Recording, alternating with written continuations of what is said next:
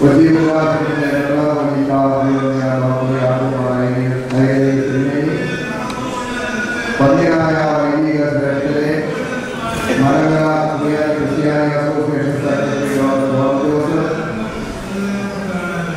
സന്നിഹിതരായിരിക്കുന്ന വിശ്വാസികളുടെ സമൂഹം മലങ്കര സഭയെ സംബന്ധിച്ചിടത്തോളം ഇന്ന് കുളിർമ വരുന്ന ഒരു ദിനമാണ്. മലങ്കര സഭയുടെ അതിപുരാതനമായ മുളന്തുരുത്തി മാർത്തോമൻ ദേവാലയത്തിൽ മലങ്കര സഭയുടെ പ്രധാന അധ്യക്ഷൻ വിശുദ്ധ ബലി അർപ്പിച്ച് വിശ്വാസികളെ അഭിസംബോധന ചെയ്യുമ്പോൾ അത് മലങ്കര സഭയുടെ ഒരു വലിയ സാക്ഷാത്കാരമാണ്. ഒരു വിധത്തിൽ പറഞ്ഞാൽ മലങ്കര സഭ വളരെ സൗഭാഗ്യവതിയാണ്. മലങ്കര സഭ സൗഭാഗ്യവതിയാണ് എന്ന് നാം പ്രഖ്യാപിക്കുന്നത് ഇവിടെ പരിശുദ്ധ മാർത്തോമാ ശ്ലീഹ ഭാരതത്തിലേക്ക് കടന്നുവന്ന് കർത്താവായ യേശുക്രിസ്തുവിന്റെ സുവിശേഷം നമ്മുടെ പൂർവികന്മാരോട് ഉദ്ഘോഷിക്കുകയുണ്ടായി. ജെറുസലേമിൽ സഭ സ്ഥാപിക്കുന്ന കാലഘട്ടത്തിൽ തന്നെ മലങ്കരയിൽ ക്രിസ്തീയ സഭ ആരംഭിച്ചിരുന്നത് ആ അപ്പോസ്തലിക പാരമ്പര്യത്തിന്റെ പിൻതലമുറക്കാരാണ് മലങ്കര ഓർത്തഡോക്സ് സഭയിലെ ഹരിമസന്ധാനങ്ങൾ. ആ വിധത്തിൽ പറയുമ്പോൾ മലങ്കര ഓർത്തഡോക്സ് സഭ വളരെ സൗഭാഗ്യം ലഭിച്ചിട്ടുള്ള ഒരു സഭയാണ്. പരിശുദ്ധ മാർത്തോമാ ശ്ലീഹായാൽ ആരംഭിച്ച ഈ പരിശുദ്ധ സഭ 21ാം നൂറ്റാണ്ടിലേക്ക് പ്രവേശിച്ചു കഴിഞ്ഞിരിക്കുകയാണ്. അതുകൊണ്ട് ഈ സഭ പരിശുദ്ധ മാർത്തോമാ ശ്ലീഹായുടെ അപ്പോസ്തലിക പാരമ്പര്യം നിലനിർത്തുന്നു എന്നുള്ളത് നമ്മെ സംബന്ധിച്ചിടത്തോളം അഭിമാനകരമാണ്. മാത്രമല്ല കേരളത്തിൽ ഇപ്രകാരമുള്ള പരിശുദ്ധ മാർത്തോമാ ശ്ലീഹായുടെ പാരമ്പര്യം നിലനിർത്തുന്ന സ്വയം ശിക്ഷകത്വമുള്ള മേൽക്കോയ്മയില്ലാത്ത മറ്റാരുടെയും കീഴിലല്ലാത്ത മലങ്കര സുറിയാനി ഓർത്തഡോക്സ് ക്രിസ്ത്യൻ സഭ എന്ന് പറയുന്നത് അത് നമുക്ക് അഭിമാനമാണ്. ഈ രാജ്യത്ത് നമ്മൾ ജനിച്ചു, ഈ രാജ്യത്ത് നമ്മൾ വളരുന്നു, ഈ രാജ്യത്ത് തന്നെ നാം മരിച്ച് അടക്കപ്പെടുകയും ചെയ്യും. അങ്ങനെ രാഷ്ട്രത്തോടും സഭയോടും വിധേയത്വവും അതുപോലെ ദേശീയതയും പുലർത്തുന്ന ഒരു സഭയുടെ ഹരിമസന്ധാനങ്ങളാണ് നാം. അതുകൊണ്ട് ഈ പരിശുദ്ധ സഭയ്ക്ക് പരിശുദ്ധ മാർത്തോമാ ശ്ലീഹായുടെ പൈതൃകമുണ്ട് എന്നുള്ളത് ഒരു നിസ്സാര കാര്യമല്ല. അത് വലിയ ഒരു സഭയെ സംബന്ധിച്ചിടത്തോളം വലിയ സമ്പത്താണ്. ആ സമ്പത്ത് കാത്തുപാലിക്കുവാൻ നമുക്ക് എല്ലാവർക്കും ഉത്തരവാദിത്വമുണ്ട്.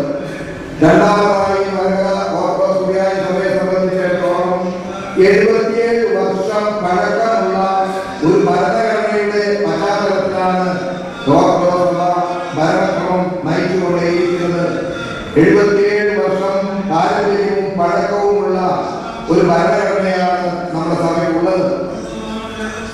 ഇന്ത്യ മഹാരാജ്യത്തിന് പോലും ഒരു ഭരണഘടന ഉണ്ടാകുന്നത് 1947 ശേഷമാണ്. എന്നാൽ അതിനു മുമ്പ് 1934 തന്നെ ഈ സഭയ്ക്ക് ഒരു സ്വതന്ത്രമായ ഒരു ഭരണഘടന ഉണ്ടായി എന്നുള്ളത് ഒരു നിസ്സാര കാര്യമല്ല. അടുപ്പും ചിട്ടയും നിയമവും സമാധാനവും ഒക്കെ പാലിക്കുവാൻ കാത്തുസൂക്ഷിക്കുവാൻ തക്കവണ്ണമുള്ള ഒരു സഭാ ഭരണഘടന നമുക്കുണ്ട് എന്നുള്ളതും ഈ സഭയുടെ വലിയൊരു നേട്ടമാണ്. മറ്റൊരു നേട്ടമായി ഞാൻ കാണുന്നത് പരിശുദ്ധ പരിമല തിരുമേനിയുടെ ബാല്യകാലം വളർന്നു വലുതായി ആ പരിശുദ്ധ പിതാവിനെ ഒരു പരിശുദ്ധ സ്ഥാനത്തേക്ക് എത്തിച്ച ഒരു ഇടവകയാണിത്. അത് നമുക്ക് വളരെ അഭിമാനകരമാണ്.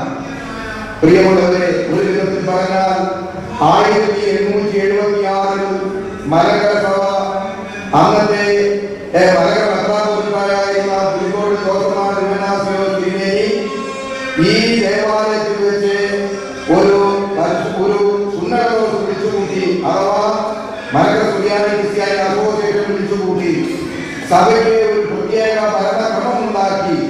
ഞാൻ വിചാരിക്കുന്നത് ഏറെ താമസിയാതെ മലങ്കര ഓർത്തഡോക്സ് സുറിയാനി സഭ ഈ മുളന്തുരുത്തി ദേവാലയത്തിൽ വീണ്ടും ഒരു അസോസിയേഷൻ വിളിച്ചുകൂട്ടാൻ കൂട്ടാൻ സാധിക്കുമെന്നുള്ള പ്രതീക്ഷയാണ് നമുക്കുള്ളത്.